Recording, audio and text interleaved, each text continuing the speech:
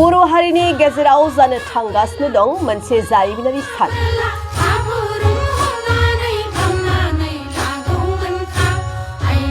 फैगौ 17 जानुवारियाव जानो थांगासिनो दं बर' हारिनि मोसानाय बागुरुम्बा दोहौआ।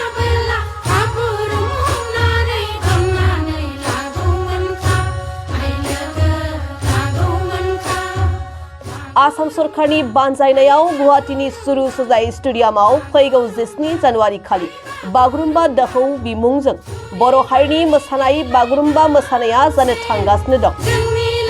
बर' हारिनि बे बागुरुम्बा दोहौ मोसानाय हाबाफारियाव हादरनि गाहाय मन्त्रि नरेन्द्र मदिजों लोगोसे हिमन्त बिश्व शर्मा आरो गोबां दैदेनगिरिफोरजों लोगोसे गोबां मेलेमजिबि बिथांमोनहा बाहागो लागोन।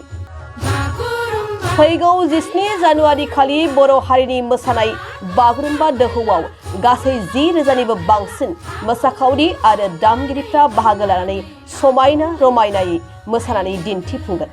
मख'नो गोनांदि गाहाय मन्त्रिनि नुजाथिनायाव बर' हारिनि बागुरुम्बा मोसानायजों जोंनि हारिमुआ मुलुगाव गेवसारनायाव माइल खुन्थिया हिसाबै गायसनजागोन आरो बे जानो गोनां बागुरुम्बा दोहौ मोसानाय हाबाफारिनि थाखाय गुवाहाटीनि सुरु सजाय स्टेडियामाव मोसानाय सोलोंनाय हाबाफारिया माखासे सान सिगांनिफ्रायनो सोलिगासिनो दं,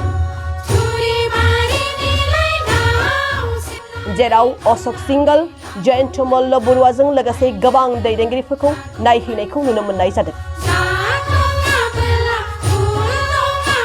बर' हारिनि बे बागुरुम्बा दोहौ मोसानायखौ लानानै मन्त्रि अशोक सिंगला माखासे बाथ्रा बुंथिनायखौ नुनो मोनदों। बागुरुम्बा दोहौ मोसानायखौ लानानै मन्त्रि अशोक सिंगला मा बाथ्रा बुंथिदों नोंथांमोनहा आबुङै मिन्थिना ला। खुलुमबाय।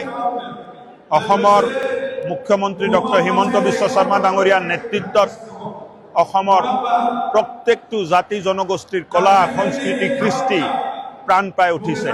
प्रथमे बिहु, तार पिছত झुमर और तार पिছত एबार बागुरुम्बा और प्रत्येकटो कार्यक्रमत अनुष्ठानत भारतर महान प्रधानमंत्री नरेन्द्र मोदी डांगरिया उपस्थित থাকিব। किमान अखमर बारे गौरवर कथा जे आमार कला कृष्टि संस्कृति विश्व दरबारत समग्र भारतवर्षत আজি মানুহে চাই আছে और प्रशंसा কৰি আছে।